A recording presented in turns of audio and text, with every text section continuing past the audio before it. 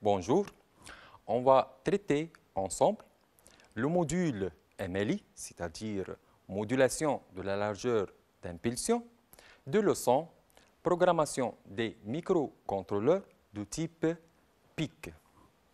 Objectif de cette partie de leçon, élaborer un programme spécifique à une application à base des microcontrôleurs PIC 16F876A, soit l'application dite modulation de la largeur d'impulsion MLI, qui permet de faire varier la valeur moyenne d'un signal. Exemple, la variation de la vitesse de moteur à courant continu de déplacement de robot aspirateur. Compte tenu de cette partie de leçon, on va commencer par la mise en situation, principe de la variation de la vitesse d'un moteur à courant continu, mise en évidence de la technique MLI, génération des signaux MLI par microcontrôleur 16F876A et finalement, utilisation des procédures prédéfinies de compilateur MicroPascal. On commence par la mise en situation. Le déplacement de robot aspirateur est assuré par deux roues motrices, entraînées en rotation par deux moteurs à courant continu. Voilà les deux roues motrices entraînées par deux moteurs à courant continu. En variant le sens de rotation et la vitesse de chaque roue, le robot peut se déplacer dans toutes les directions. Exemple, pour la marche en avant ou en arrière, la vitesse de la roue gauche égale à la vitesse de la roue droite. Pour la déviation maintenant à gauche, cas d'un obstacle à droite, alors la vitesse de la roue droite sera supérieure à la vitesse de la roue gauche. Pour la déviation maintenant à droite, cas d'obstacle à gauche, maintenant la vitesse de la roue gauche supérieure à la vitesse de la roue droite. On va présenter maintenant notre cahier de charge. Dans une salle de surface réduite, le robot circule dans le sens avant à une vitesse réduite, soit 25% de sa vitesse maximale, soit V égale 0,25 fois V max. Pour les deux moteurs, dans le cas d'un obstacle détecté par un capteur B à sa gauche, le robot doit contourner cet obstacle. Pour ce faire, la vitesse de moteur gauche doit passer maintenant à 75% de la vitesse maximale. Alors la vitesse gauche supérieure à la vitesse droite. Comment maintenant varier la vitesse de moteur de la roue gauche? Pour varier la vitesse de moteur de robot, on utilise la technique de modulation de largeur d'impulsion. Principe. La variation de vitesse d'un moteur à courant continu par MLI consiste à alimenter ce moteur de façon discontinue avec un H pour faire varier la tension moyenne à ces bornes avec tension moyenne égale alpha fois V. Alpha représente le rapport cyclique et V la tension d'alimentation de moteur. Alors, c'est quoi hacher une tension? C'est agir sur le temps on et le temps off. voilà deux signaux. On remarque ici, lorsqu'on augmente le T on, le T off diminue, alors la tension moyenne du moteur de la roue gauche augmente et par la suite, la vitesse de la roue gauche augmente. Si maintenant on diminue le T on, alors le T off augmente, la tension moyenne du moteur de la roue gauche diminue et par la suite, la vitesse du moteur de la roue gauche diminue. Voyons bien ici que le T on représente l'un quart de la période, avec toujours la période est constante. Et ici, le T on est égal à 3/4 de la période. Pour le premier signal, le rapport cyclique alpha égale 0,25. Alors, la tension moyenne du moteur de la roue gauche égale 0,25 fois V, la tension d'alimentation. Pour le deuxième cas, le rapport cyclique alpha égale à 0,75. Alors, la tension moyenne égale à 0,75 fois V. C'est-à-dire, ici, le moteur de la roue gauche roule avec une vitesse égale 25% de sa vitesse maximale. Pour le deuxième cas, la vitesse du moteur égale 75 de sa vitesse maximale. Comment maintenant générer des signaux modulés? Ces types de signaux peuvent être générés par des circuits à base d'amplificateurs linéaires intégrés en mode comparateur. Logique, c'est la logique câblée. Ou en utilisant des circuits à base des microcontrôleurs, c'est la logique programmée. Voyons bien ici que la base de transistor que représente le hacheur de ce moteur, elle est reliée à la broche RC2 CCP1.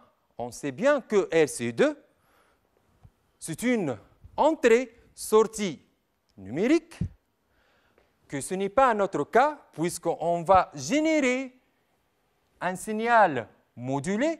Donc, on va utiliser CCP1. C'est quoi CCP1? Plusieurs microcontrôleurs possèdent des modules capables de générer automatiquement des signaux MLI, généralement appelés sorties PWM en anglais. Les microcontrôleurs PIC 16F87X, tels que le PIC 16F876A, possèdent deux sorties PWM notées CCP1 et CCP2.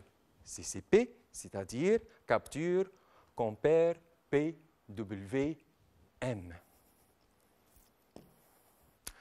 Voyons ces deux circuits intégrés de microcontrôleurs dont on a coloré deux broches en rouge. Ces deux broches ont pour rôle pour générer des signaux modulés.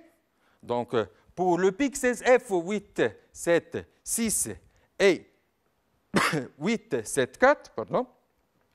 Donc, la broche 16 et 17. Pour le PIC 16F876 et 873, broche 12 et 13. Qu'est-ce qu'on peut dire maintenant à notre microcontrôleur pour générer des signaux modulés?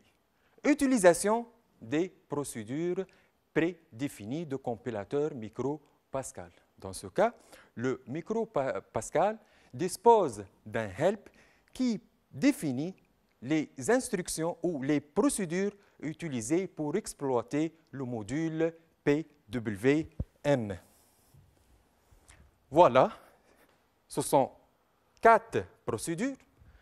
Première procédure, PWM X bas init, avec X, c'est-à-dire CCP1 ou CCP2. PWM X bas set bas duty.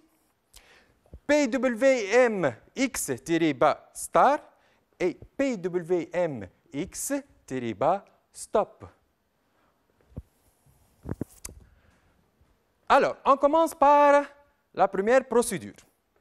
PWM X init 1000, c'est-à-dire initialise le module PWM de la sortie CCP-X à la fréquence 1000 Hz. PWM X star, démarrage de module PWM. PWM X set duty N change le rapport cyclique alpha de signal sortant sur la broche CCP-X, c'est-à-dire CCP1 ou CCP2, avec N varie de 0 à 255. Donc le nombre N, c'est l'équivalent binaire de rapport cyclique alpha, avec alpha égale N sur 255. PWMX stop, c'est pour arrêter le module PWM. Comment maintenant intervenir sur mon programme pour faire varier la vitesse de moteur de la roue gauche? Donc, initialisation de PWM à une fréquence, ici 1000 Hz. Démarrage de PWM 1 star. On a choisi ici la sortie CCP1. Variation de la vitesse PWM 1. Donc, PWM1 set duty N, avec N, c'est l'équivalent de rapport cyclique alpha. Comment maintenant trouver le N de sortie PWM1? Donc, N est donné sur 8 bits. Donc, elle varie de 0 à 255. Le rapport cyclique alpha varie de 0 à 1. Alors, pour un rapport cyclique maximal égal à 1, correspond à 255. Pour un rapport alpha, correspond à un nombre n. En appliquant la règle de 3, n égale alpha fois 255. Revenons maintenant dans le cas de robot. On a dit, dans le cas de marche avant de robot, la vitesse de la roue gauche égale à 25% de la vitesse de la roue maximale. Donc, dans ce cas, on a alpha égale 0,25. Alors, on peut déterminer n égale à 64. Dans le cas d'un obstacle, dans ce cas, la vitesse de la roue gauche augmente, c'est-à-dire égale à 75 de sa vitesse maximale. Alors, alpha égale à 0,75. Alors, n égale à 192. Alors, voilà les deux valeurs de n qui peuvent varier la vitesse de moteur de la roue gauche. Schéma de principe. Donc, voilà le transistor.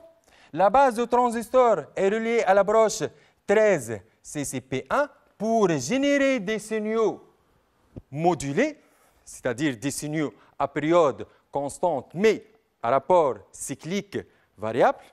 En ajoutant un oscilloscope pour visualiser ce signal modulé, un bouton P qui remplace le capteur d'obstacle, il est relié à RB0. Et voilà notre moteur M1, moteur de la roue gauche. On va répondre à ces questions. Première question, donnez le rôle de transistor Q1, donc permet de hacher la tension d'alimentation de moteur. Deuxième question, quelle est la technique utilisée pour faire varier la vitesse de moteur M1? Justifiez le choix de la sortie RCI2 CCP1 de microcontrôleur PIC 16F876A. Alors, la technique utilisée pour faire varier la vitesse du moteur est la modulation de largeur d'impulsion MLI. Le choix de RC2 CCP1 puisque c'est une sortie capable de générer automatiquement des signaux MLI. On passe maintenant à notre programme. Comme tout programme en micropascal, on commence toujours par le mot programme suivi par le nom de ce programme. Déclaration des variables. B reçoit B de type sbyte at rb0-byte, contact à gauche que remplace l'obstacle. N de type byte, begin. B reçoit 0, initialisation de contact, pas d'obstacle. N reçoit 64, initialisation de N. Le port B est configuré en entrée.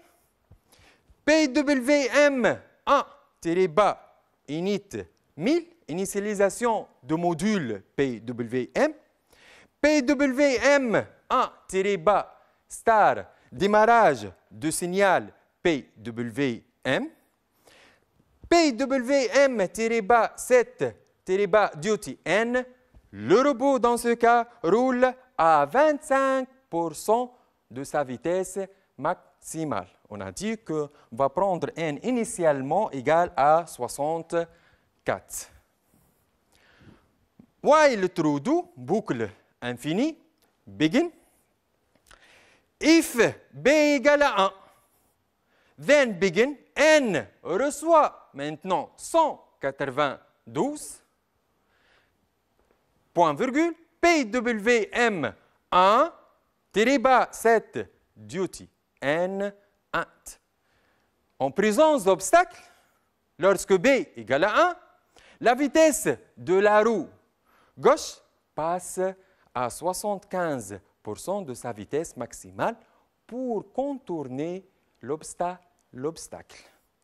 Else, begin, N reçoit 64, PWM 1-7 duty N int. En absence d'obstacle, la vitesse revient à 25% de sa vitesse maximale. Int fin de boucle et int fin de programme. On va compiler ce programme sous micropascal.